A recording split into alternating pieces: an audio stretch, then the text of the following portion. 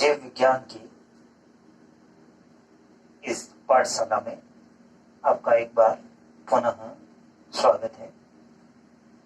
साथियों, यह जो ऑनलाइन क्लासेस चलाई जा रही है, इसका अधिक से अधिक विद्यार्थियों को फायदा मिले, इसके लिए आपसे गुजारिश रहेगी कि इस चैनल को ज़्यादा से ज़्यादा लाइक करें, शेयर करें और सब्सक्राइब करें, जिससे इस वीडियो क्लासेस के अंदर या ऑनलाइन क्लासेस के अंदर चलने वाली प्रत्येक क्लास का इंफॉर्मेशन आपको तुरंत मिल पाए और आप उसका अधिक से अधिक फायदा उठा पाए। आवृत्त बीजियों में जनन की इस श्रृंखला में हमारा अगला जो टॉपिक है वह है आवृत्त बीजी पादपों में पुष्पन की कार्यविधि। कहने का मतलब ये हुआ कि पहली बात हमें ये जाननी है कि ये पुष्पन क्या है। तो यहां पर हमने लिखा है पुष्पन, यह क्या है। और दूसरी चीज हमें ये जाननी है कि ये पुष्पन क्यों होता है। तो सबसे पहले हम ये जान लेते हैं कि पुष्पन क्या होता है। तो हमारे पास पहला जो टॉपिक रहेगा वो क्या रहेगा? पुष्पन। अंग्रेजी में इसको बोलेंगे फ्लावरिंग।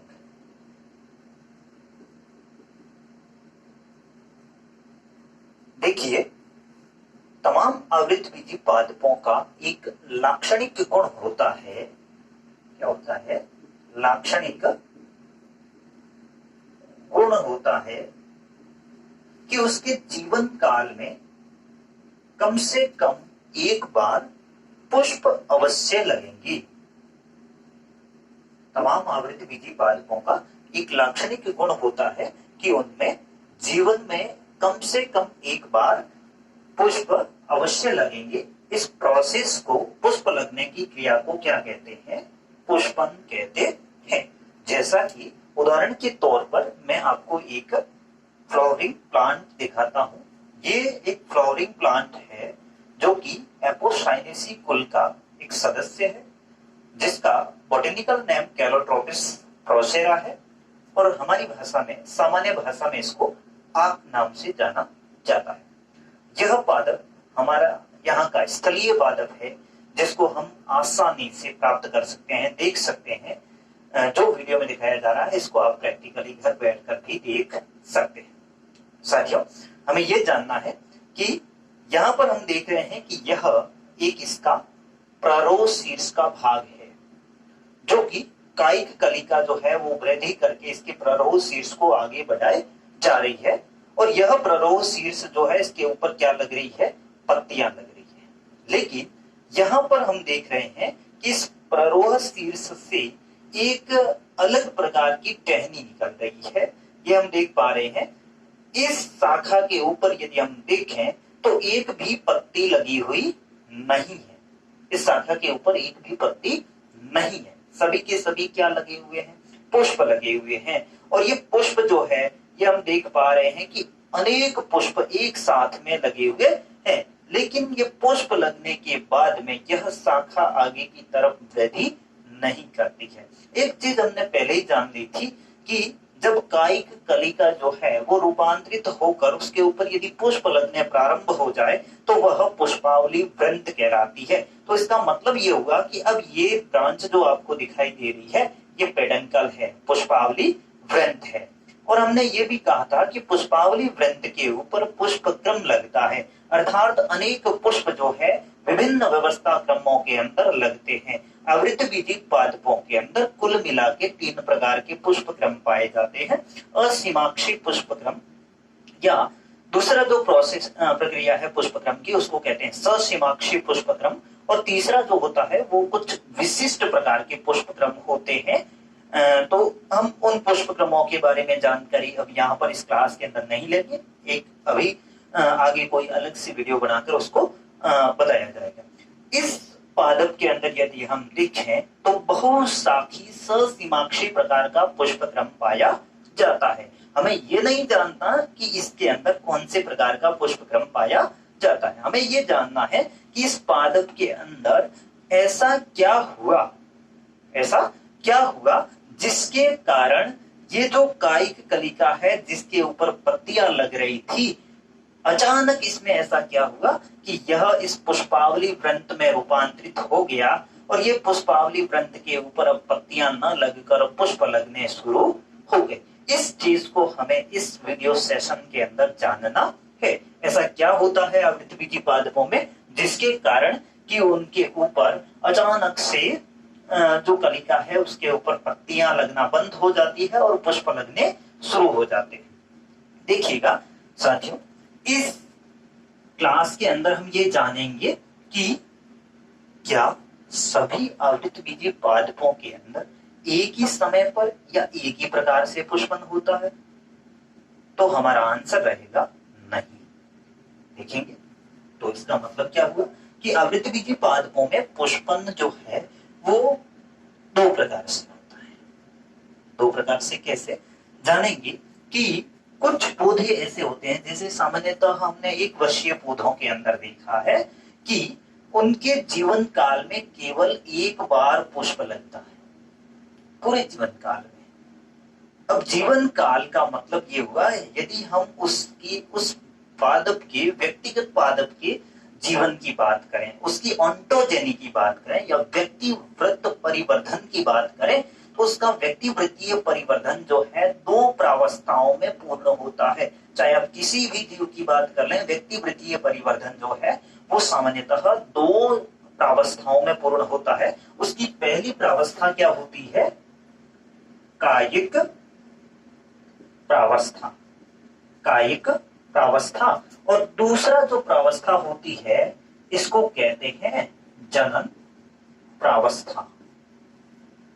कायिक प्रावस्था ये वो प्रावस्था है जिसमें पादप या जीव अपनी कायिक वृद्धि करता है और वह जनन योग्य बनता है, जनन करने योग्य बनता है। और ये दूसरी प्रावस्था जिसको हम जनन प्रावस्था कहते हैं, यह वो प्रावस्था होती है जिसके अंदर उस पादप के अंदर जनन अंगों का विकास होता है और जनन अंगों के विकास के बाद में उसमें जनन क्रिया संपन्न होती है। तो कहने का मतलब हुआ किसी भी पादप की व्यक्तिवृत्त परिवर्धन की यदि बात करें तो वो दो चरणों में पूर्ण होता है। इसका पहला चरण जो होता है उसको कायिक परिवर्धन या कायिक प्रावस्था कहते हैं। दूसरी जो प्रावस्था होती है वह जनन प्रावस्था होती है।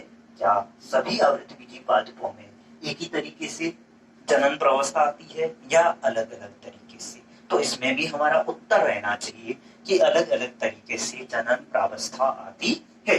हमने ऐसा भी देखा है कि कुछ ऐसे पादप होते हैं, एक वर्षीय पादप होते हैं जिनमें जीवन काल में एक बार पुष्पन होता है, उसके पश्चात पादप जो है वो फल धारण करके उसका जीवन काल समाप्त हो जाता है।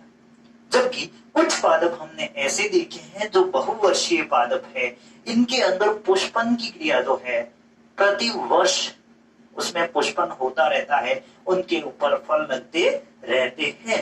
तो कहने का मतलब ये हुआ कि तमाम आवृतबीजी पादपों में पुष्पन की क्रिया के आधार पर पादपों को कितने समूहों में बांटा गया है?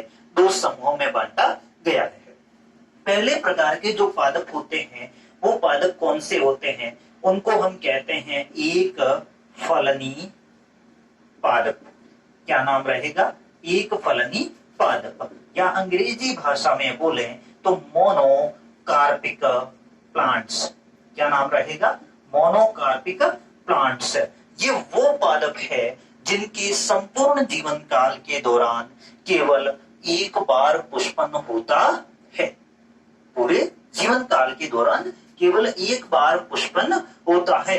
और यदि दूसरे प्रकार के पादपों की हम बात करें तो दूसरे प्रकार के पादप जो होते हैं उनको हम कहते हैं बहुफलनी पादप।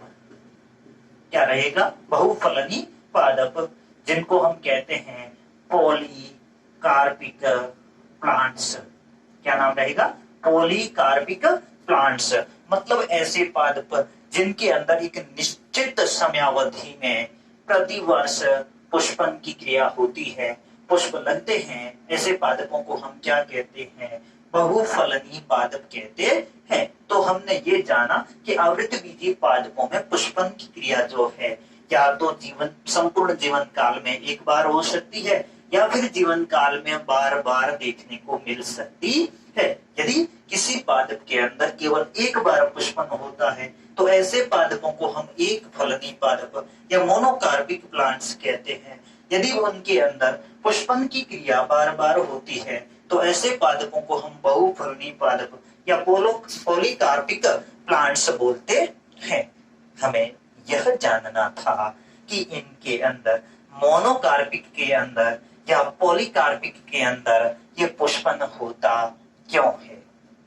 तो जानेंगे आगे कि इन पादपों के अंदर ये पुष्पन की क्रिया क्यों होती है, कौन कौन से ऐसे वातावरणीय कारक है जो कि पादपों के अंदर पुष्पन की क्रिया के लिए उत्तरदायी होते हैं। क्योंकि हम जानते हैं कि आवृतबीजी पादपों के अंदर पुष्पन की क्रिया उसके लैंगिक लक्षणों का आना या जननिक लक्षणों का आना, इस बात को हमें बताते हैं।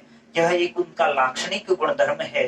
पुष्प लगे हैं इसका मतलब उसके ऊपर फल लगेंगे, अर्थात उनके अंदर लैंगिक जनन संपन्न होगा। अब हम ये जानेंगे कि ऐसे कौन कौन से कारक है जो इस बात को नियंत्रित करते हैं या यह बात नियंत्रित करते हैं कि इन पादपों के अंदर पुष्पन की क्रिया होगी या पुष्पन क्यों होगा, हम ये जाने। तो उसके लिए हम जानेंगे कि तमाम आवृतबीजी पादपों के अंदर दो वातावरणीय कारक ऐसे हैं जो कि उत्तरदायी होते हैं पादपों में पुष्पन की क्रिया के लिए। तो पहला क्या है? प्रकाश की अवधि। क्या रहेगा? प्रकाश की अवधि, ड्यूरेशन ऑफ लाइट, या इसी का नाम हम क्या दे सकते हैं? दीप्ति कालिता। क्या नाम दे सकते हैं? दीप्ति कालिता। ध्यान दीजिएगा, यह केवल 12th क्लास के लिए ही नहीं, बीएससी तृतीय वर्ष के छात्रों के लिए भी उपयोगी है। तो उनको भी साथ साथ में इसको देखना चाहिए कि आवृतबीजी पादपों के अंदर यह पुष्पन की क्रिया जो है वो क्यों होती है। तो उसके लिए हमारे पास रहेगा कि पहला वातावरणीय कारक जो है वो क्या है? प्रकाश की अवधि, ड्यूरेशन ऑफ लाइट, या फिर हम कहें इसका दूसरा नाम तो उसको हम कहेंगे दीप्ति कालिता। इसको अंग्रेजी भाषा में यदि बोलें तो फोटो पीरियोडिज्म। क्या नाम रहेगा? Photo periodism. दूसरा वातावरणीय कारक जो है उसका नाम हमारा क्या रहेगा? या तो हम इसको कह लेते हैं तापमान, टेम्परेचर, या फिर इसको हम दूसरा नाम दें तो क्या देंगे? बसंतीकरण। क्या नाम रहेगा? बसंतीकरण। बसंतीकरण जो है इसको अंग्रेजी भाषा में यदि हम बोलें तो क्या बोलेंगे? वर्नेलाइजेशन। क्या नाम रहेगा? वर्नेलाइजेशन। तो आवृतबीजी पादपों के अंदर पुष्पन की क्रिया के लिए उत्तरदायी जो कारक होते हैं वो कौन कौन से होते हैं? पहला है प्रकाश की अवधि या दीप्ति कालिता, और दूसरा जो होता है वो क्या होता है? तापमान या बसंतीकरण, जिसको हम बोलते हैं वर्नेलाइजेशन। ये दोनों कारक जो है आवृतबीजी पादपों में पुष्पन की क्रिया को प्रेरित करते हैं। अब हम ये जानेंगे कि दीप्ति कालिता क्या होती है, बसंतीकरण क्या होता है, और ये किस प्रकार से आवृतबीजी पादपों में पुष्पन की क्रिया को नियंत्रित करते हैं या प्रेरित करते हैं। आगे हम जानते हैं दीप्ति कालिता और बसंतीकरण के बारे में।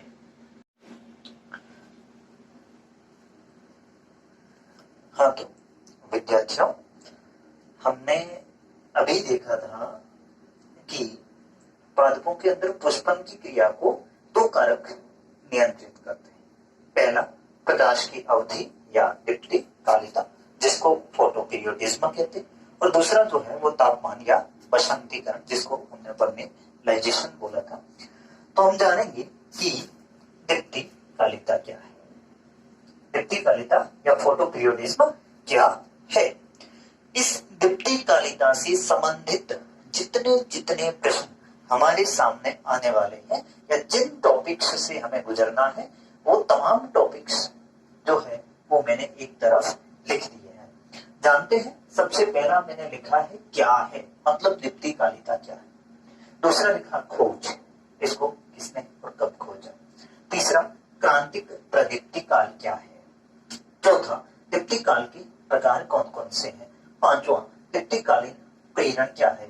छठा दीप्तिकालिक प्रेरक स्थल कौन कौन से हैं। अगला उद्दीपन का संचलन कैसे होता है। अगला उद्दीपन की प्रकृति कौन कौन सी होती है, क्या होता है। और उसके बाद में हम देखेंगे दीप्तिकालिता का महत्व, दैनिक जीवन में दीप्तिकालिता का क्या महत्व है। इसके बारे में जानकारी होने से हम पादपों के अंदर और क्या क्या वांछित और अवांछित परिवर्तन कर सकते हैं, इसके बारे में हमें जानना है। तो सबसे पहला हमारा जो टॉपिक है वो है दीप्तिकालिता, फोटो पीरियोडिज्म क्या है, व्हाट इज फोटो पीरियोडिज्म। इसके बारे में हम जानेंगे कि हम जानते हैं कि हमारा पूरा दिन 24 घंटे का होता है, जीरो से लेकर हमने लिखा 24 घंटे का। इस 24 घंटे के पीरियड के अंदर लगभग आधा समय जो होता है वो दिवस होता है और आधा समय जो होता है वो रात्रि होती है। लगभग आधा समय दिवस और आधा समय क्या होती है, रात्रि होती है। तो ये वाला जो पीरियड है, दिवस वाला पीरियड, ये पीरियड कहलाता है दीप्ति काल। क्या कहलाता है, दीप्ति काल, या फिर हम इसको कहते हैं फोटो पीरियड। क्या बोलेंगे, फोटो पीरियड। और इसको हम बोलते हैं डार्क पीरियड। क्या बोलेंगे, डार्क पीरियड, या कहेंगे अंधकार काल। तो पूरे दिवस अर्थात 24 घंटे में से वह काल जिसमें प्रकाश उपस्थित रहता है वो काल क्या कहलाता है, दीप्ति काल कहलाता है। और इस दीप्ति काल के प्रति सदैव अनुक्रिया प्रदर्शित करते हैं। क्या प्रदर्शित करते हैं, अनुक्रिया प्रदर्शित करते हैं। तो सजीवों द्वारा दीप्ति काल के प्रति प्रदर्शित की गई अनुक्रिया जो है उसको हम क्या कहते हैं, दीप्ति कालिता कहते हैं। क्या बोलेंगे, दीप्ति कालिता बोलते हैं। तो दीप्ति कालिता क्या होती है, संभवतः सभी को समझ में आ गया होगा कि 24 घंटे में से जो दिवस अर्थात प्रकाश का भाग जो होता है उस भाग को हम क्या कहते हैं, दीप्ति काल या फोटो पीरियड कहते हैं। और इस फोटो पीरियड के प्रति सजीवों द्वारा जो अनुक्रिया प्रदर्शित की जाती है उस अनुक्रिया को हम क्या कहते हैं, दीप्तिकालिता कहते हैं। तो हमारी पहली लाइन जो है या पहला टॉपिक जो है वो क्लियर हो जाता है कि दीप्तिकालिता क्या होती है। अब हमें दूसरा टॉपिक जो है उस पर चर्चा करनी है कि दीप्तिकालिता की खोज किसने की। यह बात सर्वप्रथम किसके दिमाग में आई। तो साथियों, हम जानते हैं आज जिस प्रकार हम एक महामारी के दौर से निकल रहे हैं, गुजर रहे हैं, ठीक वैसे ही आज से एक शताब्दी पूर्व अर्थात 100 वर्ष पूर्व एक और महामारी आई थी। उस महामारी के दौर में भी कुछ वैज्ञानिक हो सकता है होम क्वारंटाइन के अंदर बैठे बैठे उन्होंने एक खोज की और वो खोज थी दीप्तिकालिता। तो आप समझ गए होंगे सन 2020 अब चल रहा है, 100 साल पहले जाएं तो सन 1920 ईस्वी के अंदर इसकी खोज हुई थी। लेकिन इसकी खोज के संबंध में कार्य जो था सन 1912 ईस्वी में शुरू हुआ था। एक वैज्ञानिक थे जिनका नाम था टोरनॉइस। क्या नाम था, टोरनॉइस। इन्होंने सन 1912 ईस्वी के अंदर देखा कि हेम्प नामक एक पौधा होता है। इस हेम्प नामक पौधे को अधिक अवधि का प्रकाश दें, अधिक अवधि का प्रकाश देने पर भी पुष्पन नहीं होता है और इसको कम अवधि का प्रकाश कम अवधि का प्रकाश देने पर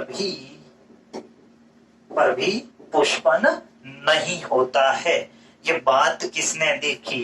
टॉर्नोइस नामक वैज्ञानिक ने सन 1912 ईस्वी के अंदर एक पादप जिसका नाम क्या है, हेम्प, इसके अंदर देखा कि इस पादप को यदि एक सीमा से अधिक अवधि का प्रकाश दें तब भी उसमें पुष्पन की क्रिया नहीं होती है, और यदि उसको उस सीमित अवधि से कम अवधि का प्रकाश दें तब भी उसके अंदर पुष्पन की क्रिया नहीं होती है।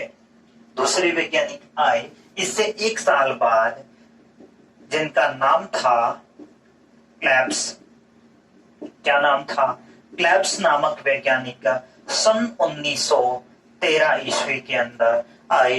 इन्होंने देखा एक पादप है जिसका नाम है सेमी परवीनम। क्या नाम है? सेमी परवीनम। इन्होंने देखा कि ये सेमी परवीनम नामक जो पादप है, इस सेमी परवीनम नामक पादप के अंदर कृत्रिम प्रकाश देकर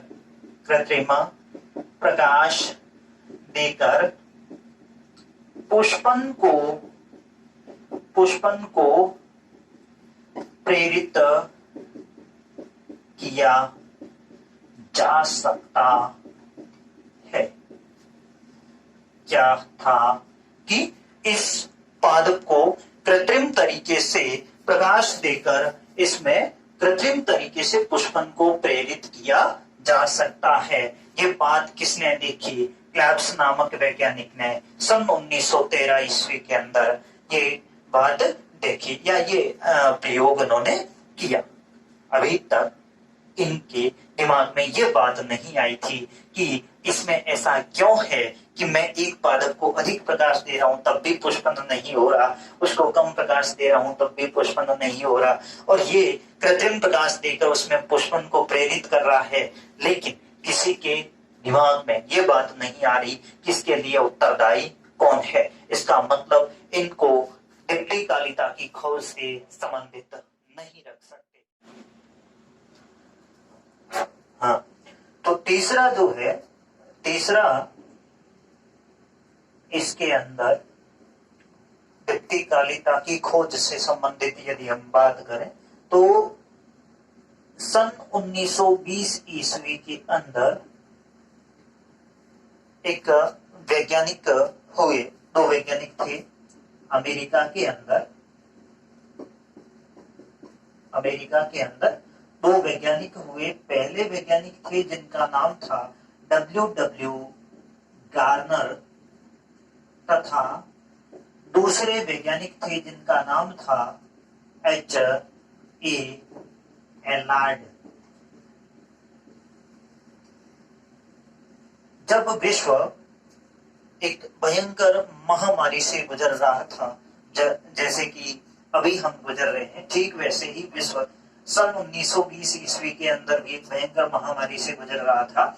और उस महामारी के दौर में 2 अमेरिकी वैज्ञानिकों W. गार्नर तथा H.A. एलार्ड ने एक प्रयोग किया, और वो प्रयोग के किस पादप पर था? इन्होंने एक अपना जो प्रयोग था वह तंबाकू की एक किस्म पर किया था।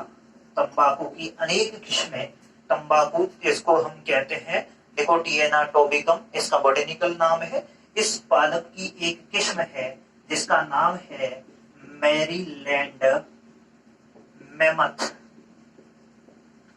क्या नाम रहेगा? Maryland mammoth. इस किस्म पर इन्होंने अपना प्रयोग किया, और वो प्रयोग क्या था?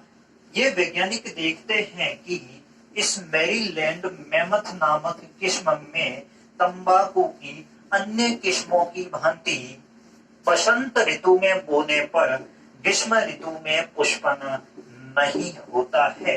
सामान्य ऋतु चक्र हमारे दिमाग में होना चाहिए कि सामान्यतः यह होता है, हमने हमारी ऋतुओं को 6 ऋतुओं में बांट रखा है। उसमें से यदि हम 4 ऋतुओं की बात करें तो यह बसंत ऋतु होती है जो कि मार्च अप्रैल में चलती है। उसके बाद ऋतु आती है ग्रीष्म ऋतु, उसके बाद यदि हम बात करें तो वर्षा ऋतु, उसके बाद हम बात करें तो शरद ऋतु, और उसके बाद बात करें तो वापस बसंत ऋतु। ये हम सामान्य एक ऋतु चक्र की बात करें तो इसके अंदर इन्होंने ये देखा, सामान्यतः तंबाकू की तमाम किस्मों के अंदर ये देखने को मिलता है कि उनमें बसंत ऋतु के अंदर यदि हम उस पादप को बो देते हैं तो उस पादप के अंदर ग्रीष्म ऋतु के अंदर पुष्पन हो जाता है। लेकिन यह मैरीलैंड मेमथ, क्या नाम रहेगा, मैरीलैंड मेमथ एक ऐसी किस्म है जिसके अंदर बसंत ऋतु में बोने पर ग्रीष्म ऋतु में पुष्पन की क्रिया नहीं होती है। तो इन्होंने क्या किया, इन वैज्ञानिकों ने इस किस्म को, मैरीलैंड मेमथ नामक किस्म को शरद ऋतु के अंदर ग्रीन हाउस में, ग्रीन हाउस के बारे में हम जानते हैं, शरद ऋतु के अंदर इस किस्म को ग्रीन हाउस में अंकुरित किया, अर्थात इनके बीजों से इसको उगाया। जब इस किस्म को अंकुरित कर लिया शरद ऋतु में और बसंत ऋतु के प्रारंभ में अर्थात मार्च माह में इस किस्म को बो दिया, तो ये क्या देखते हैं कि ग्रीष्म ऋतु के प्रारंभ में, ग्रीष्म ऋतु के प्रारंभ में इस किस्म के अंदर भी पुष्पन की क्रिया हो जाती है। तो ये वैज्ञानिक देखते हैं कि इसके अंदर पुष्पन क्यों हो गया। इसके संभावित तमाम कारणों को देखने पर इनको ज्ञात होता है कि इस किस्म में जो पुष्पन की क्रिया है इसके लिए महत्वपूर्ण उत्तरदायी कारक जो है वो क्या है, प्रकाश की अवधि है।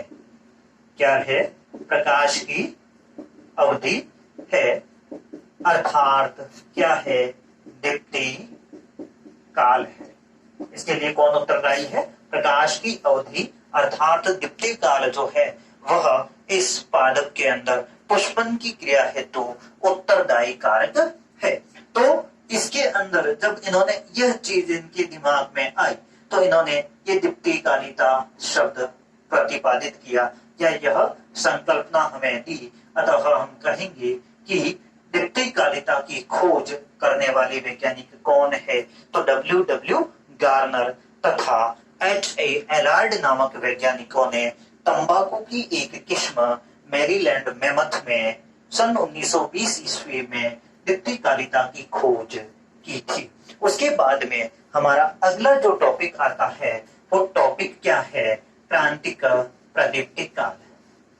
क्रांतिक प्रदीप्ति काल, इस क्रांतिक प्रदीप्ति काल के बारे में हम जानेंगे कि क्या होता है यह क्रांतिक प्रदीप्ति काल। अगला जो हमारा टॉपिक है क्रांतिक प्रदीप्ति काल। अगला टॉपिक जो हम पढ़ेंगे दीप्ति काल के प्रकार। तो ये दीप्ति काल के प्रकार जो है हमने पादपों को अलग अलग समूहों में बांटा हुआ है। तो जो वर्गीकरण किया है वो वर्गीकरण का आधार हमने किसको लिया है, क्रांतिक प्रदीप्ति काल को लिया है। अलग अलग पादपों के अंदर अलग अलग प्रकार का क्रांतिक प्रदीप्ति काल होता है। हमें ये जानना है कि ये क्रांतिक प्रदीप्ति काल क्या है। तो हम यूं समझें कि एक कोई निश्चित प्रदीप्ति काल है, या ऐसे बोले कि ये कोई निश्चित कुछ घंटे का प्रदीप्ति काल है, उससे कम अथवा अधिक प्रकाश देने पर पादपों के अंदर पुष्पन की क्रिया होती है। इसी आधार पर हमने पादपों को अलग अलग समूहों में बांटा हुआ। जैसे उदाहरण के लिए हम ले लें कि मान लेते हैं किसी एक पादप के लिए क्रांतिक प्रदीप्ति काल जो है वो क्या है, 15 घंटे है। कितना है, 15 घंटे है। अब देखिएगा ये 15 घंटे जो है यह इसका क्या है, क्रांतिक प्रदीप्ति काल है। इसके साथ ही हम ले लेते हैं इस दीप्ति काल के प्रकार वाले टॉपिक को भी साथ में क्लियर कर लेते हैं। तो ये क्रांतिक प्रदीप्ति काल मान लेते हैं इस पादप का कितना है, 15 घंटे है। मान लेते हैं यह पादप यदि, देखिएगा दीप्ति काल के आधार पर हमने पादपों को सामान्यतः 3 रूपों में बांटा हुआ है। पहले पादप जो होते हैं उनको हम कहते हैं लघु प्रदीप्ति काल पादप, दूसरे होते हैं दीर्घ प्रदीप्ति काल पादप, और तीसरे होते हैं दिवस निरपेक्ष पादप। मुख्य रूप से हमने तमाम पादपों को प्रदीप्ति काल के आधार पर 3 समूहों में बांटा है। पहले है लघु प्रदीप्ति काल पादप या शॉर्ट डे प्लांट जिनको कहते हैं SDP, शॉर्ट डे प्लांट। दूसरे प्रकार के जो पादप होते हैं उनको कहते हैं दीर्घ प्रदीप्ति काल प्लांट, या फिर इसको कहते हैं लॉन्ग डे प्लांट LDP। और तीसरे जो होते हैं वो ऐसे पादप होते हैं जिनको हम कहते हैं दिवस निरपेक्ष पादप, या जिनको हम कहते हैं डे न्यूट्रल प्लांट DNP। तो हमने दीप्ति काल के आधार पर तमाम पादपों को 3 समूहों में बांटा है। पहले पादप कौन से हैं, SDP, दूसरे हैं LDP और तीसरे हैं DNP। अब ये SDP, LDP और DNP का वर्गीकरण हमने किस आधार पर किया, तो वो आधार क्या है, यह एक निश्चित तापक्रम, ये निश्चित प्रकाश की अवधि, या जिसको हम कह रहे हैं क्रांतिक प्रदीप्ति काल। मान लेते हैं इस पादप का क्रांतिक प्रदीप्ति काल 15 घंटे है। तो अब ये पादप जो है इसमें पुष्पन 15 घंटे से कम में होगा या 15 घंटे से अधिक में होगा। यदि इस पादप के अंदर पुष्पन जो है वो 15 घंटे से कम की अवधि में होता है, तो ऐसा पादप जो है वो क्या कहलाएगा, लघु प्रदीप्ति काली पादप कहलाता है, या फिर SDP प्लांट कहलाता है। कहने का मतलब ये हुआ कि इस पादप के अंदर पुष्पन जो है वो क्रांतिक काल की अवधि से कम अवधि के अंदर पुष्पन की क्रिया जो है वो प्रेरित हो जाती है। इस प्रकार के पौधों को हम लघु प्रदीप्ति काली प्लांट कहते हैं, SDP कहते हैं, शॉर्ट डे प्लांट कहते हैं। दूसरे प्रकार की जो प्लांट होते हैं उनको हम क्या कहते हैं, दीर्घ प्रदीप्ति काली प्लांट। तो कहने का मतलब ये हुआ कि यदि क्रांतिक प्रदीप्ति काल से अधिक काल की या अधिक अवधि का प्रकाश की इनको आवश्यकता होती है पुष्पन के लिए, तो ऐसे पादपों को हम क्या कहेंगे, दीर्घ प्रदीप्ति काल पादप कहते हैं। और तीसरे वाले होते हैं दिवस निरपेक्ष पादप। ये ऐसे पादप होते हैं जो सामान्यतः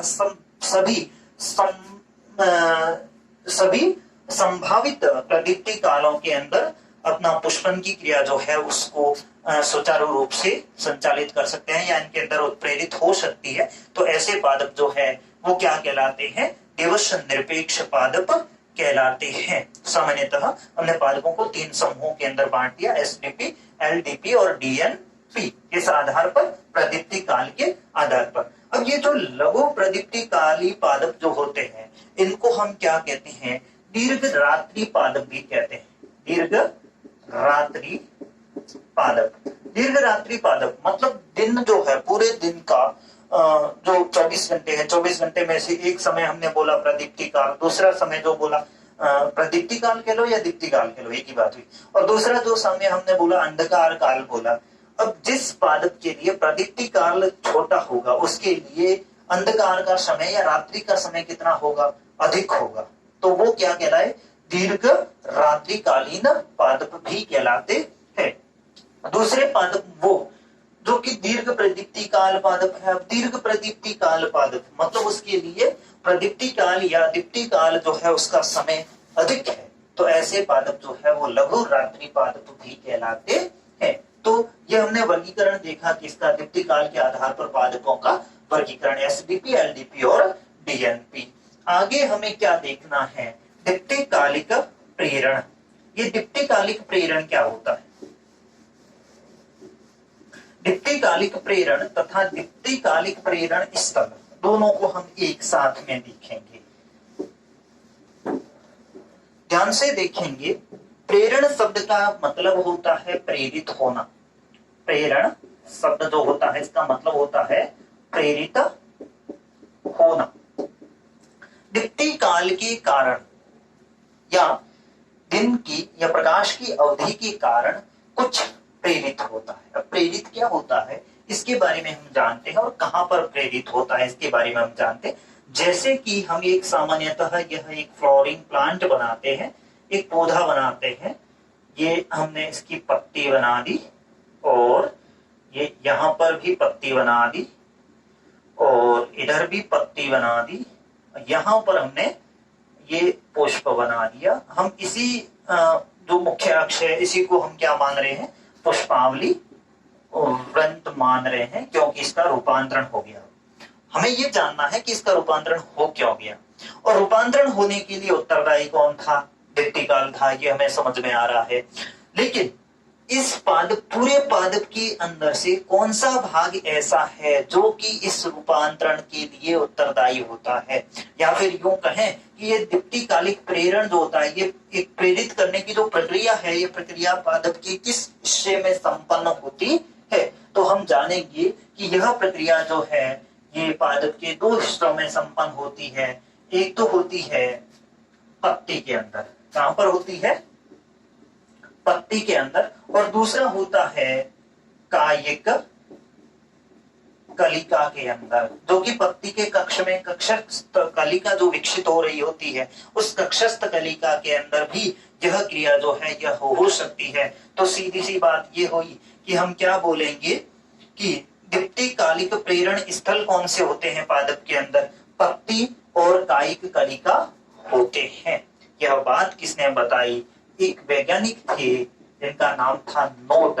सन 1934 ईस्वी के अंदर नोट नामक वैज्ञानिक ने यह बात बताई थी कि पत्ती जो है और कायिक कलिका जो है वही प्रदीप्ति कालीन प्रेरण स्थल होते हैं। अब ऐसा क्या होता है इस पत्ती और कायिक कलिका के अंदर जिसके कारण यह प्रदीप्ति कालीन या दीप्तिकालीन प्रेरण जो है वो उत्पन्न होता है, प्रेरित होता है। तो एक सामान्य सी जानकारी आपको बता दूं कि पादपों के अंदर प्रकाश संश्लेषण की क्रिया जो है वो कौन करता है, पत्तियां करती है, या सामान्यतः हरित तने जो होते हैं वो करते हैं। क्यों करते हैं, क्योंकि उनके अंदर एक संरचना उपस्थित होती है, एक कोशिकांग उपस्थित होता है जिसका नाम होता है हरित लवक। क्या नाम रहता है, हरित लवक, जिसको हम कहते हैं क्लोरोप्लास्ट। क्या बोलेंगे, क्लोरोप्लास्ट।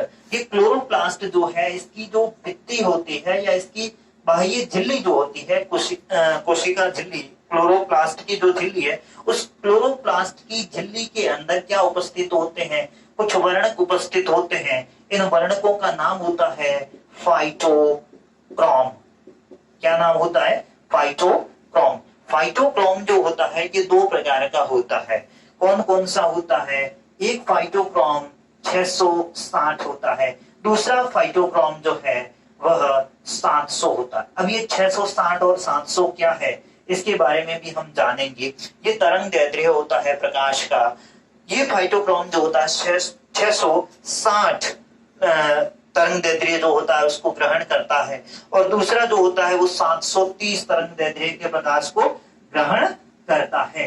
तो इस कारण इनका नाम जो होता है ये इस तरीके का दिया हुआ होता है। कहने का मतलब ये हुआ कि हरित लवक की जो झिल्ली होती है उसके अंदर उपस्थित फाइटोक्रोम जो है वो प्रकाश को ग्रहण करते हैं, और यही प्रकाश जो है ग्रहण करने के बाद क्या होता है कि इन पत्तियों के अंदर उपस्थित होते हैं या कलिकाओं के अंदर उपस्थित होते हैं दो प्रकार के हार्मोन।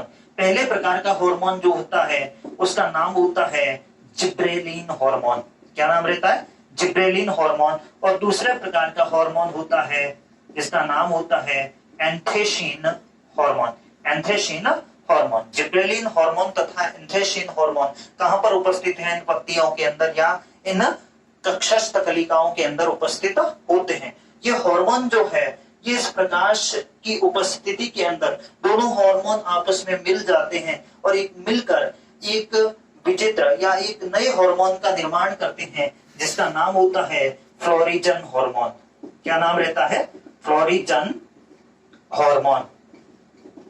और ये फ्लोरिजन हार्मोन जो होता है, यह फ्लोरिजन हार्मोन ही इन पादपों के अंदर पुष्पन को प्रेरित करता है। इस पुष्पन को प्रेरित कौन करता है? यह फ्लोरिजन हार्मोन। फ्लोरिजन हार्मोन का निर्माण किससे हुआ? जिब्रेलिन हार्मोन तथा एंथ्रेसिन हार्मोन से हुआ है। सामान्यतः यह देखा गया है कि जिब्रेलिन हार्मोन जो है, यह लॉन्ग डे प्लांट्स जो होते हैं, दीर्घदीप्तिकालिक पादप जो होते हैं, उनके अंदर पुष्पन की क्रिया को प्रेरित भी करता है। इसके साथ ही साथ पादपों की वृद्धि एवं विकास के लिए भी आवश्यक हार्मोन होता है।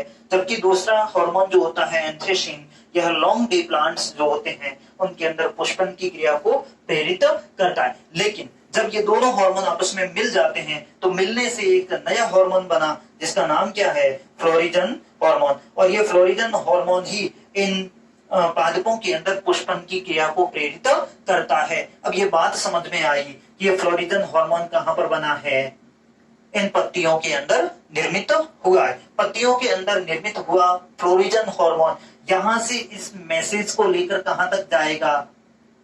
उस कलिका तक जाएगा, जो कलिका कायिक वृद्धि को नियंत्रित कर रही है, जिस कलिका के परिणाम स्वरूप कायिक वृद्धि हो रही है, पौधे की कायिक वृद्धि हो रही है। अब उस कायिक वृद्धि के स्थान पर पुष्पीय कलिका का निर्माण करना है। यह मैसेज लेकर यह फ्लोरिजन हार्मोन इस पत्ती से कहां तक जाएगा? उस कलिका तक जाएगा। और कलिका तक जाने के लिए इसका जो रास्ता होता है, वो रास्ता कौन सा होता है?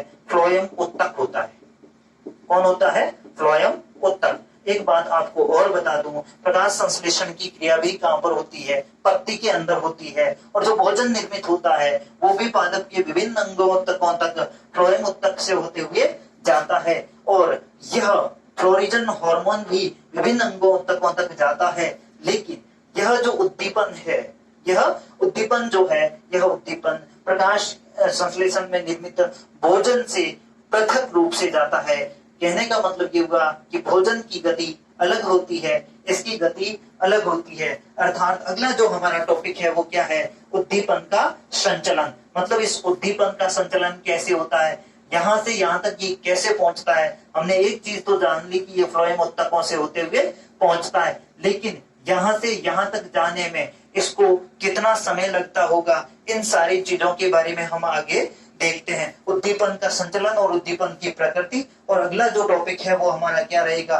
दीप्तिकालिता का महत्व।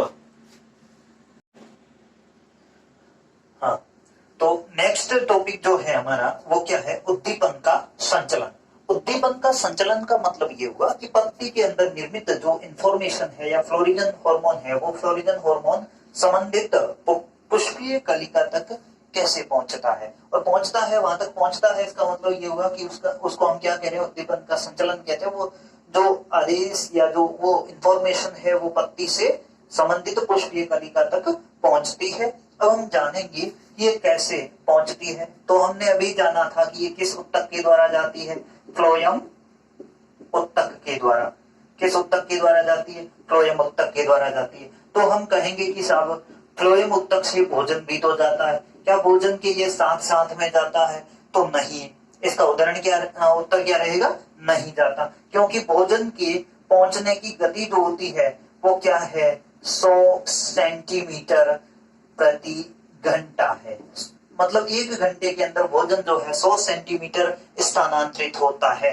ये बात किसने बताई? एक वैज्ञानिक हुए सन 1966 ईस्वी के अंदर, जिनका नाम था वार्टला। सन 1966 में इन्होंने बताया कि भोजन जो है वो 100 सेंटीमीटर प्रति घंटा की रफ्तार से आगे स्थानांतरित होता है। जबकि यदि बात करें फ्लोरिजन की, तो ये फ्लोरिजन जो है 24 मिलीमीटर प्रति घंटा की रफ्तार से तो जाता है किसके अंदर? शॉर्ट डे प्लांट के अंदर। और जो लॉन्ग डे प्लांट होते हैं इनके अंदर 300 मिलीमीटर प्रति घंटा की रफ्तार से स्थानांतरित होते हैं। अब ये देखिएगा, पुष्पीय कलिका तक पत्ती से इंफॉर्मेशन को पहुंचाना है तो ये इंफॉर्मेशन दो तरीके से पहुंच सकती है। पहला तो होता है स्थानीयकृत। क्या नाम रहेगा? स्थानीयकृत। और दूसरी होती है क्या? जिसको हम कहते हैं सिस्टेमिक अर्थात सर्वांग, ऐसे कह सकते हैं कि सर्वांग। अब देखिए स्थानीकृत मतलब लोकेलाइज्ड का क्या मतलब हुआ, जैसे कि ये एक कोई पौधा है और इस पौधे के ऊपर ये एक पत्ती लगी हुई है, इस पत्ती के अंदर फ्लोरिजन हार्मोन निर्मित है और ये फ्लोरिजन हार्मोन जो है कहां तक पहुंच रहा है, अपने कलिका तक पहुंच रहा है या अपने आधार तक पहुंच रहा है और केवल इस पत्ती के कक्ष में ही पुष्प निर्मित होंगे। तो इस प्रकार का जो उद्दीपन संचरण है ये क्या कहलाता है, स्थानीकृत प्रकार का उद्दीपन संचरण कहलाता है। और ऐसा गार्नर तथा एलार्ड ने देखा था कॉस्मोस के अंदर।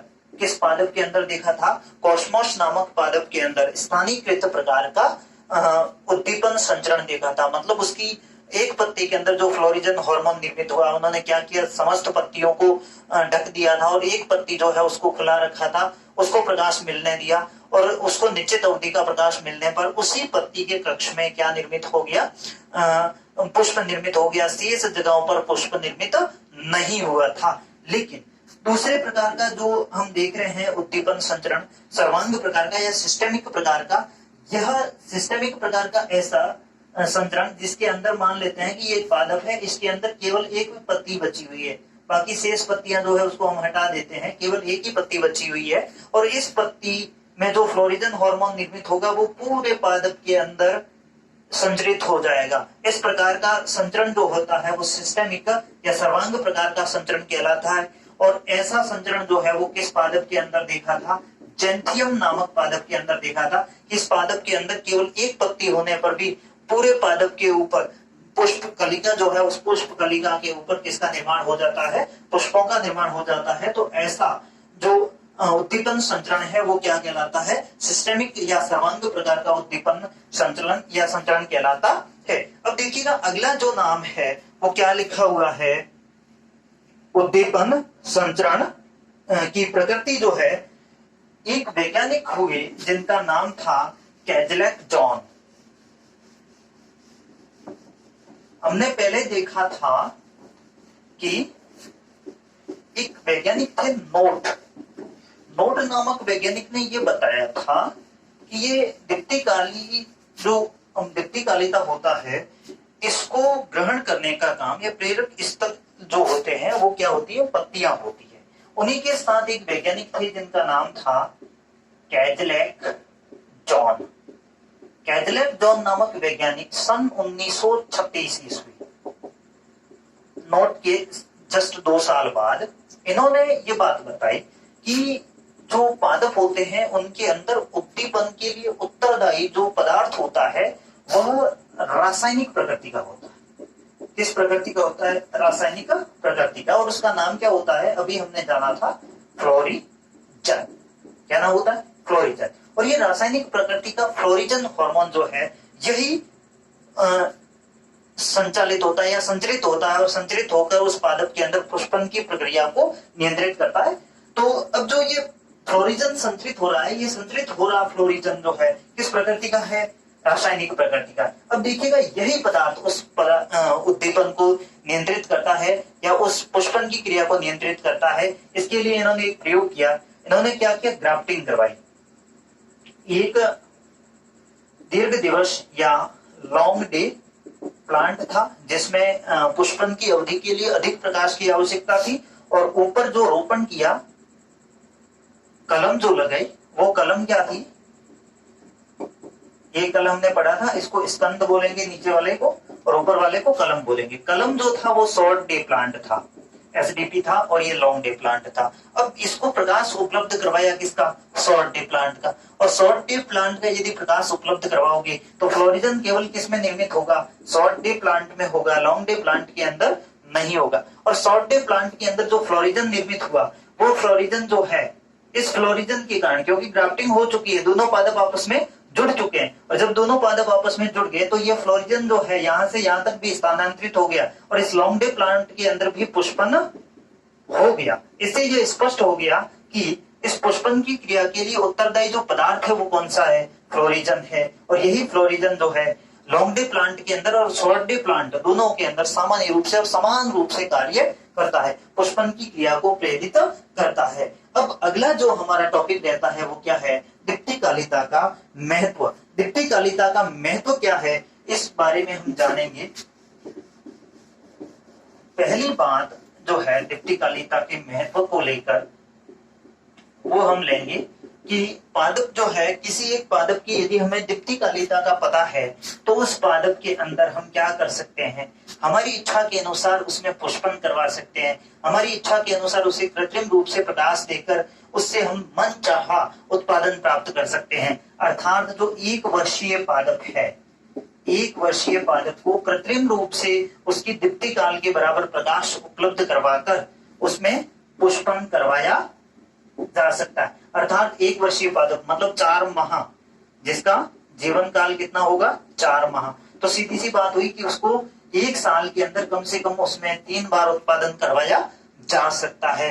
ये पहला दीप्तिकालिता का महत्व। दूसरा, दीप्तिकालिता यदि किसी पादप के अंदर ऐसा होता है कि मान लेते हैं किसी पादप को जितना दीप्ति काल उसको चाहिए होता है पुष्पन के लिए, यदि उतना दीप्ति काल उसको नहीं मिलता है तो वह पादप जो है किस रूप में रह जाता है, कायिक रूप में ही रह जाता है, उसके ऊपर पुष्पन की क्रिया नहीं होती है। यदि दीप्ति काल कम मिलता है तब भी पुष्पन नहीं होता, अधिक मिलता है तब भी पुष्पन नहीं होता है। अब मान लेते हैं कोई ऐसा पादप है जिसका कायिक भाग ही हमारे उपयोगी है, अर्थात उसका तना, उसकी पत्तियां ही हमारे उपयोगी है, उसका फूल हमारे किसी भी प्रकार से उपयोगी नहीं है। तो ऐसे पादप के अंदर हम क्या करेंगे, उसके दीप्ति काल को रोक देंगे, अर्थात उसको जितने प्रकाश की अवधि की आवश्यकता है उससे कम प्रकाश की अवधि या उससे अधिक प्रकाश की अवधि उपलब्ध करवा देंगे, जिससे कि उसके अंदर पुष्पन जो है वो प्रतिकूल रूप से प्रभावित हो जाएगा और वह केवल कायिक वृद्धि ही करता रहेगा, जिससे कि हमें उसकी कायिक जो भाग है उनकी प्राप्ति ज्यादा होगी। तीसरे प्रकार जो है इसका आनुवंशिकी में भी महत्व है। आनुवंशिकी के अंदर एक हम काम करवाते हैं संकरण, हाइब्रिडेशन, जिसके अंदर मान लेते हैं तो भिन्न भिन्न किस्म के पुष्प है या 2 भिन्न भिन्न किस्म के पुष्पीय पौधे हैं। उन 2 भिन्न भिन्न किस्म के पुष्पीय पौधों के अंदर मान लेते हैं कि उनके फ्लावरिंग का टाइम जो है वो अलग अलग है। किसी का बसंत में हो रहा है, किसी में फ्लावरिंग मान लेते हैं ग्रीष्म में हो रही है। अब इसमें फूल ग्रीष्म में लग रहे हैं, इसमें बसंत में लग रहे हैं। यदि 2 अलग अलग ऋतुओं में जब उनमें पुष्पन हो रहा है तो क्या इनका संकरण करवाया जाना संभव है, तो उत्तर रहेगा नहीं, ऐसे में संकरण नहीं करवा सकते। अब यदि संकरण करवाना है तो इनके एक ही समय में पुष्पन आना चाहिए, तो हम क्या करें, इसको इसकी आवश्यकता के अनुसार इसको इसका दीप्ति काल उपलब्ध करवा दें और इसको इसकी आवश्यकता के अनुसार इसको इसका दीप्ति काल उपलब्ध करवा दें, तो दोनों पादपों के अंदर समान समय में पुष्पन हो सकता है और इनमें आप इसका संकरण करवाकर नई प्रजाति प्राप्त कर सकते हैं। तो ये था दीप्ति काल का महत्व। तो साथियों, सभी को यदि क्लास अच्छी लग रही है तो वीडियो को लाइक कर दें, शेयर कर दें और सब्सक्राइब कर दें। मेरा उद्देश्य केवल यही है कि अधिक से अधिक विद्यार्थियों तक ये क्लासें पहुंचे, जिससे कि वह लॉकडाउन का सही तरीके से सदुपयोग कर पाए और जितना बन पड़ेगा मैं अच्छे से अच्छा मैटर उपलब्ध करवाने का प्रयास करूंगा। तो बने रहिए साथ में और पढ़ते रहिए, घर पे रहिए, स्वस्थ रहिए और मस्त रहिए, हंसते मुस्कुराते रहिए और देखते रहिए लाइव क्लासेस। धन्यवाद।